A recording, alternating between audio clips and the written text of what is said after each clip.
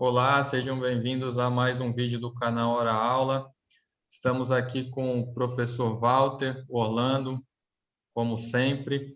E antes de iniciar, eu só queria lembrar para vocês que estão assistindo que é o seguinte: o nosso objetivo aqui é trocar ideia, informações, conhecimento. Novamente, eu já falei no vídeo anterior, mas é sempre bom lembrar. Estamos aqui para aprender, então não é à toa que a gente está trazendo pessoas para contribuir com esse aprendizado e deixando claro também que se você tiver algum questionamento sobre o que a gente falou, se você acha que a gente errou em algum dado, alguma informação, contribua, escreva lá no comentário, esse dado que você apresentou está errado ou não é bem assim, não concordo com tal coisa. Então, quem se sentir não, mas quem vê que a gente está indo para um lado que não é o que você acredita, pode nos contestar, provoquem a reflexão além do que a gente fala aqui, tá? Então, é importante que quem esteja assistindo possa contribuir para cada vez mais a gente evoluir nesse propósito que a gente tem aqui no canal, que é exatamente compartilhar ideias, informações e outras visões de mundo também. Então, vou passar para o professor Walter se apresentar, depois o Orlando, que vocês já conhecem, né? Enfim, professor, fica à vontade. Muito obrigado de esquecer de agradecer, né? Muito obrigado por estar com a gente aqui nesse vídeo. Oi, Lucas. Oi, Orlando. É um prazer estar com você aqui, fazer parte desse momento de debate, de discussão, de reflexão. Eu que sou professor aqui na Prefeitura de Guarujá, também sou professor no Colégio Adélia, né, aqui em Guarujá, já há muitos anos. Tive algumas experiências profissionais na área da educação e também em outras áreas, né? Comecei a trabalhar muito cedo, então a gente, quando começa a trabalhar muito cedo, sabe que acumula, né, ao longo da vida diversas tarefas, diversos afazeres, né? E na minha vida sempre foi um pouco assim. Eu sou geminiano, né? Geminiano é meio irrequieto com relação a isso, né? Não consegue terminar tudo que começa, né? E eu digo que na minha profissionalização foi um pouco isso, né? Eu comecei, para você ter uma ideia, sendo assistente de um corretor de imóveis. Então, eu queria trabalhar, ganhar um dinheiro, e aí meu pai, que era zelador em prédio no centro de Guarujá, na Praia de Pitangueiras, lá no edifício Gemini, na rua Antônio de Souza, tinha os corretores de imóveis, eles precisavam de gente para ficar fazendo plantão na porta do prédio, era um negócio que ninguém queria fazer, né? E eu, como já queria trabalhar e me comunicava bem, tinha essa facilidade de expressão, já meu primeiro emprego foi como plantonista. Eu ficava lá de plantão na frente dos prédios e tal, cuidando das placas, né, de locação, de venda. E ali eu ganhei o meu primeiro dinheiro. Depois eu fui estudando, né, comecei minha profissão, meu primeiro registro em carteira foi como professor. Em 1988 eu tinha 17 anos de idade e fui registrado como professor de inglês, porque eu fazia curso de inglês e comecei a dar aula. Que história interessante, né? A minha filha, o primeiro emprego dela, a minha filha Laura, que tem 19 anos agora, o primeiro emprego dela é também como professora, né? E professora de inglês, se formou em inglês e começou a dar aula. Então, eu acho que é um dom, né? Eu sempre fugi dessa profissão, achava que não seria esse o meu caminho. Depois eu fui estudar eletrotécnica, engenharia, e acabei na faculdade de geografia porque eu falei, não é nada disso, não é engenharia o que eu quero é ser professor. Então, eu acho que a gente tem que investir na carreira da gente, né? E trabalhei no Bradesco, trabalhei no Casa Grande Hotel, aqui em Guarujá, no setor de eventos. Enfim, tem uma profissionalização aí em várias áreas, né? Conheço de tudo um pouco. E, no final, eu acabei escolhendo ser professor e me profissionalizei. E, na minha profissão, eu sou muito realizado, né? Porque eu dou aula desde 1993 na educação básica, ainda enquanto estudante, já estava dando aula, e comecei dando aula na educação de jovens e adultos, numa sala com um monte de policiais se formando no ensino médio, e eu estava ainda na faculdade, dentro daquela sala de aula, com quase 30 PMs ali querendo se formar, e eu lá dando aula para eles. Para mim foi um excelente desafio já no início da minha carreira. Então, para mim, o desafio de ser professor é esse, né, de você fazer amizade por onde você passa, de você contribuir com a formação das pessoas, de poder levar um pouco desse pensamento crítico, né? Eu digo que a gente que está na área de humanidades, nas ciências humanas, a gente tem um pouco esse desafio hoje de levar as pessoas à reflexão sobre a vida delas, sobre o problema que elas têm no cotidiano delas, né? Sobre o mundo em que elas vivem, principalmente na área de geografia, que é a ciência que estuda o mundo, né? Eu digo que a geografia, como o Reinaldo Scalzareto fala, né? É a gramática do mundo, né? Então, a gente está aí tentando ensinar as pessoas a lerem esse mundo com visões diferentes e tentarem traduzir esse mundo para a sua própria realidade, né? Então, quando você se entende como sujeito do mundo, fica mais fácil de você compreender o que está ao seu redor e se entender como parte de um processo que cada vez mais é um processo que explora o que a gente tem de melhor e nos dá tão pouco, né? Nos devolve tão pouco, né? O sistema no qual a gente vive é um pouco isso, né? Uma máquina de moer gente, de moer ideias, né? De desanimar as pessoas, né? De desafiar as pessoas a enfrentarem esses desafios aí, e ir para a luta é quase como se fosse um pecado hoje em dia, né? Você lutar, tentar mudar esse mundo, resistir é uma palavra tão difícil nos dias de hoje, e eu digo que lá desde moleque é um pouco isso, né? Porque meu pai, ele me dizia que o bom era trabalhar, não era estudar. O bom para meu pai era trabalhar. Ele falava assim: filho, você tem que ser um homem trabalhador, né? Eu lembro muito disso, né? Falava assim: olha, você não vai, nenhuma menina vai querer casar com você, nenhuma família vai querer você para ser marido se você não for um trabalhador. E hoje eu tento dizer para os jovens que eles têm que ser bons estudantes, né? Eles têm que se preparar, eles têm que se formar, eles têm que enfrentar a escola, eles têm que ir para a escola com vontade, tirar o melhor que eles puderem de lá, porque o mundo do trabalho, ele é o pós-estudo, né? Eu penso assim, né? Pós-educação. Lamentavelmente, lá atrás, acho que o Orlando viveu um pouco isso também, a tradição das nossas famílias, eu não sei você, Lucas, que é um pouco mais jovem, né? Talvez tenha sido assim também, né? O valor do trabalho sempre foi muito forte, da educação em segundo plano, né?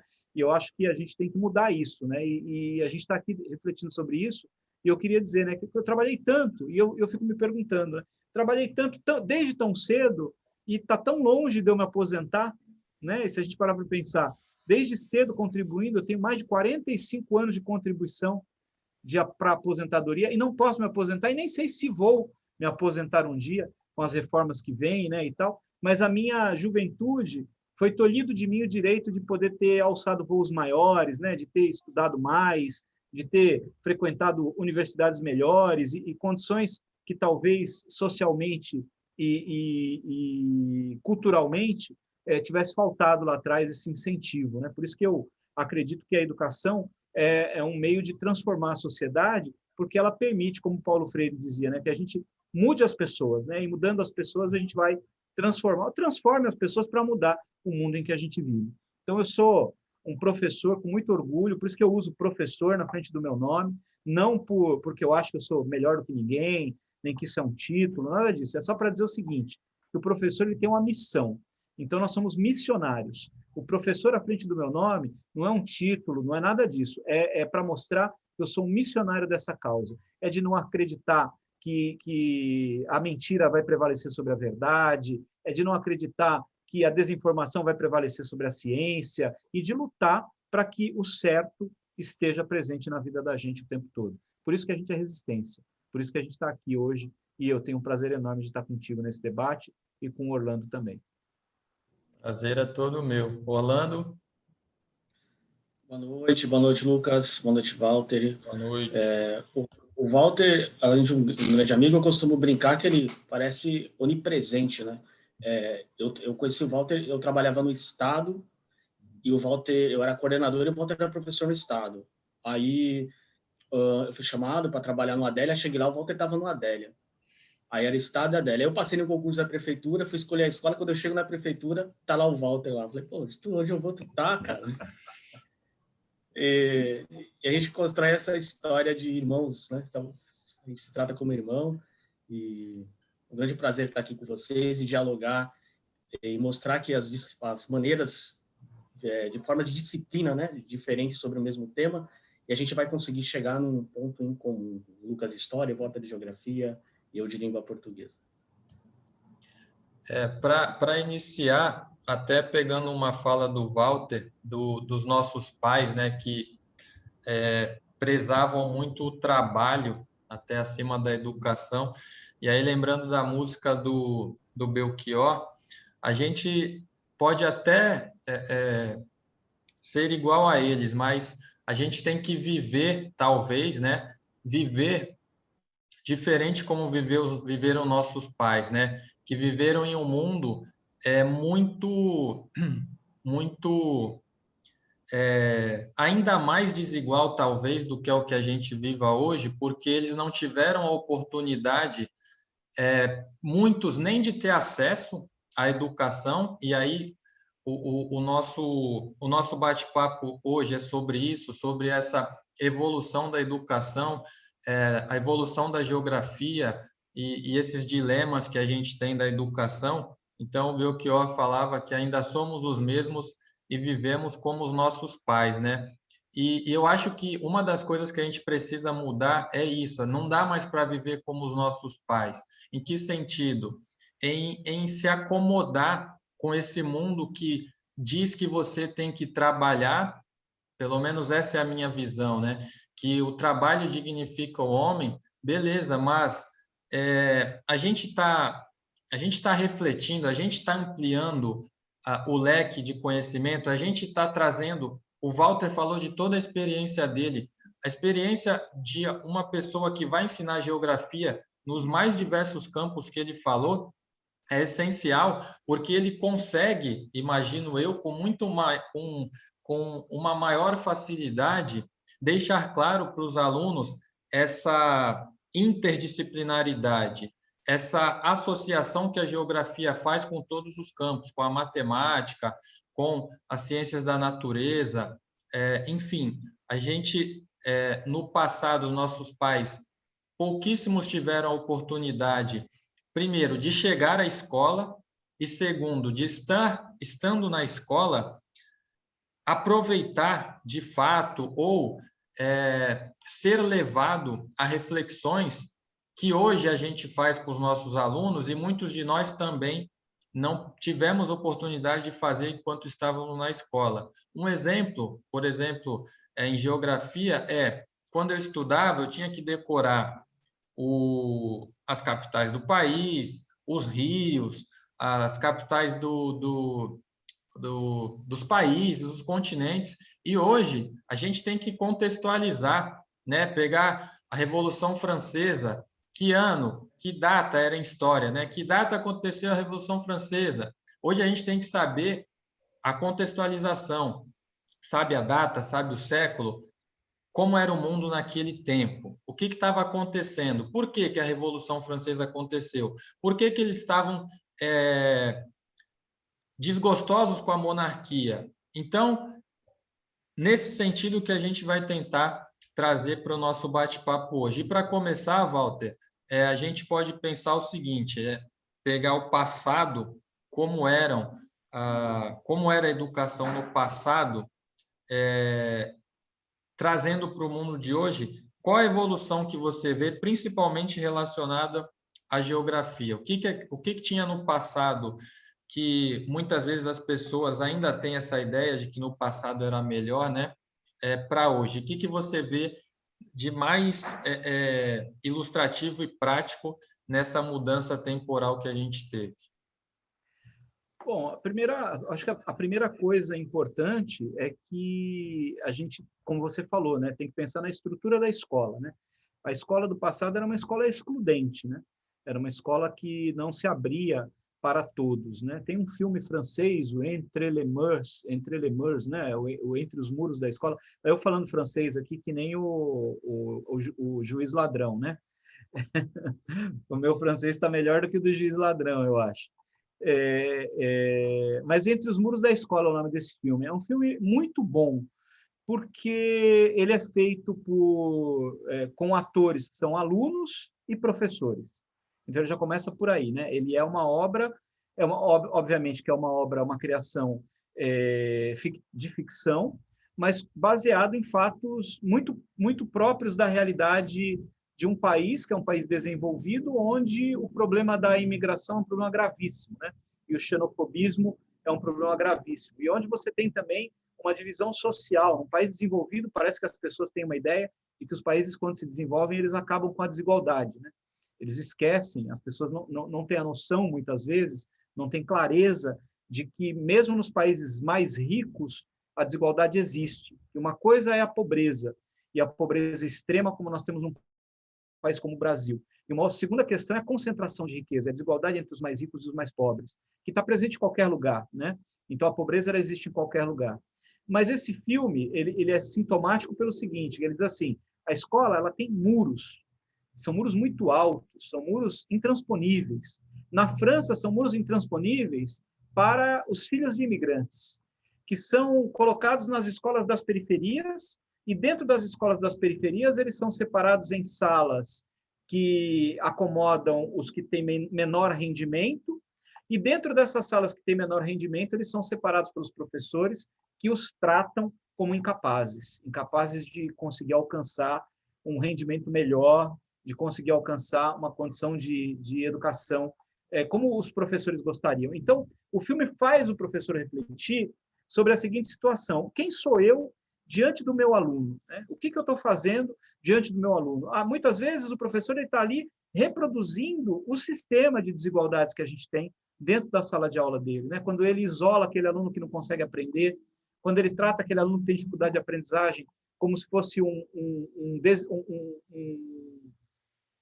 sujeito sem condições, né, de aprendizagem. Então, ele vai dizendo, aquele ali não serve para estudar, aquele ali não serve para ir para uma universidade. Em vez de a gente tentar esse resgate, trazer esse aluno, tentar motivar uma melhor formação para ele, brigar por ele, inclusive, nas instituições de ensino. Dentro das instituições, nós temos os colegiados, né? O conselho de classe, o conselho de escola, e às vezes a gente vê os professores acomodados até dentro dessa instituição que deveria ser liderada pelos professores. Então, o que eu vejo aqui no passado, a nossa escola do passado, ela era muito parecida com a de hoje, não tem muita diferença. Se você olhar por esse viés, o que diferenciou é que hoje os muros da escola para fora foram quebrados. O Brasil era uma nação que não olhava para todos, a escola não conseguia atender a todos os estudantes. Na década de 1970, o ensino fundamental só era acessado por 2/3 das crianças com idade escolar. Das crianças de 0 a 15 anos de idade, 1/3 delas estavam fora da escola. 1/3 eram milhões de crianças fora da escola. Nós estamos falando de um país que não tinha vaga na escola para todas as suas crianças. Nós só fomos alcançar plenamente a condição de oferta de vaga para todas as crianças no final da década de 1990.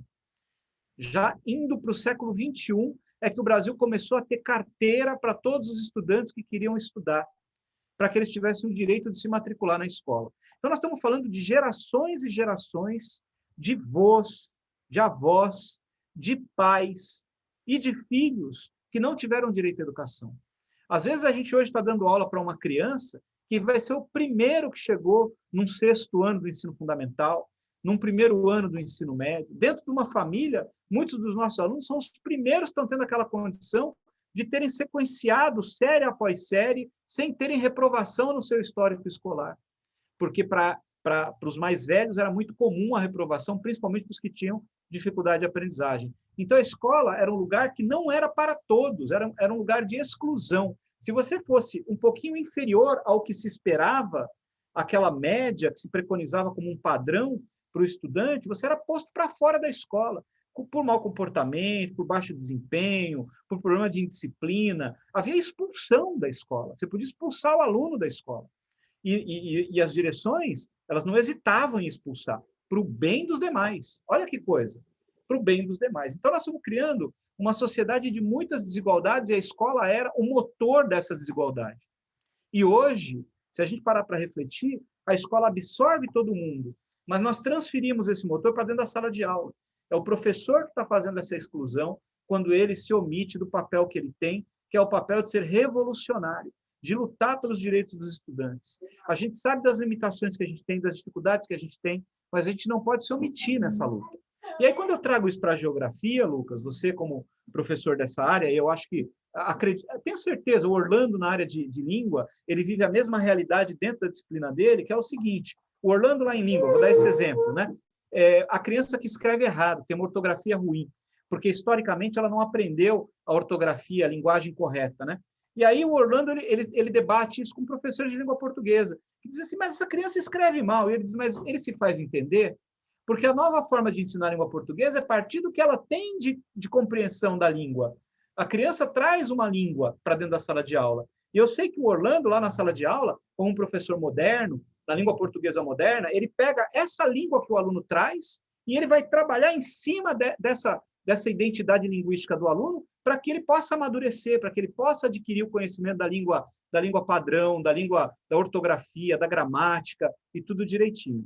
E a gente, em geografia, eu acho que é um pouco isso. Nós íamos para a escola e ninguém queria saber o que nós conhecíamos do mundo, o que nós conhecíamos da nossa cidade, do nosso bairro, da nossa rua. Ninguém nunca me perguntou o que eu via do meu bairro, o que eu via da minha cidade. A geografia da minha cidade não era falada para mim.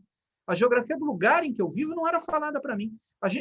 As memórias que eu tenho da geografia da escola, com excelentes professores, evidentemente, para aquela metodologia, para aquela sistemática, para aquele olhar científico da época, era uma geografia que era baseada num determinismo geográfico, né? De que você vinha com um conhecimento que ia ser trabalhado na escola. Você vinha com um copo vazio que ia receber o conhecimento na escola. Você era o aluno, um ser sem luz, e que ia receber a iluminação do seu professor, que ia professar o conhecimento para você, que ia transmitir o conhecimento para você. Eu acho que a geografia hoje ela avançou muito no sentido de que a gente não precisa mais decorar nada.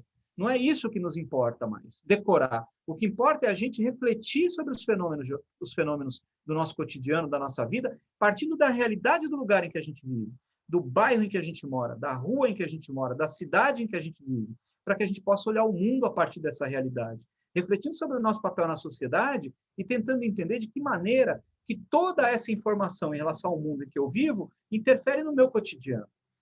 Então, eu acho que a geografia ela muda quando ela sai dessa ideia de ser uma escola em que você é um depósito de conhecimento, né? E você passa a ser um cidadão crítico.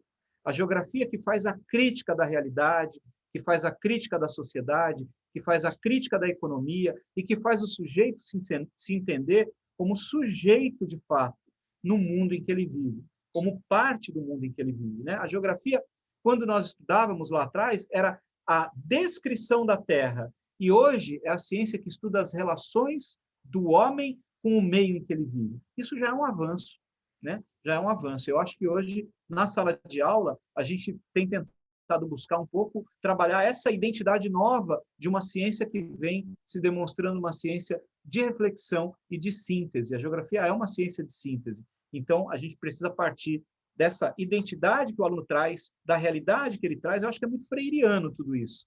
Para mim, Paulo Freire é assim, um símbolo de luminosidade, né, para a docência. Porque ele diz assim, traga da realidade do teu aluno aquilo que é importante para que ele compreenda o mundo em que ele vive. Não tente pôr na cabeça dele um mundo que ele não conhece. Eu acho que é essa lógica que a geografia muda na atualidade. O que adiantava eu decorar quais eram os afluentes da margem direita do Rio Amazonas se eu não sabia nem que o canal que tem na porta da minha casa é um rio que foi canalizado pela prefeitura e que se construiu uma cidade em cima desse rio e que é por isso que as ruas do meu bairro inundam, porque esse rio ele foi ocupado na sua várzea e a várzea do rio é o lugar para onde as águas escoavam quando não cabiam mais dentro do rio e escoavam para o mar. Então, é um pouco isso. Eu acho que a gente tem tentado fazer isso na sala de aula com muita dificuldade, né? Porque os materiais didáticos não avançaram ainda a esse nível, né? E a cabeça de quem manda na gente, de quem ocupa os cargos de chefia, de quem ocupa os cargos de direção, também não mudaram, porque as nossas instituições de formação, as faculdades, não mudaram os seus cursos para essa realidade. Então, a gente está aprendendo, trocando esse pneu com o carro em movimento, com pessoas como nós que estamos na sala de aula, tentando convencer os colegas dentro da sala dos professores a olharem para essa nova realidade que a pedagogia nos impõe. Vou passar por Orlando, mas só para... uma coisa importante da gente decorar algumas coisas é, por exemplo, quando a gente decora as siglas dos estados, né?